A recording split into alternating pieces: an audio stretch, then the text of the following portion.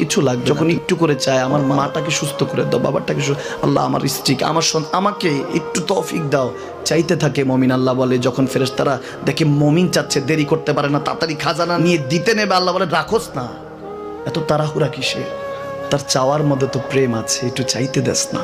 থাকুক না মমিন আর একটু পেরেশান, থাকুক না, থাকতে দেস না, একটু থাক, একটু থাক। পেরেশানিতে রেখে আল্লাহ মজা নেয়, মহব্বত নেয়, মমিনের অন্তর থেকে খুশবু নেয়। আল্লাহর বড় মায়া, মমিন যখন চায় আল্লাহ তখন মায়ার নজর নিয়ে তাকায়, হায় হায় আমার বান্দা, সুবহানাল্লাহ।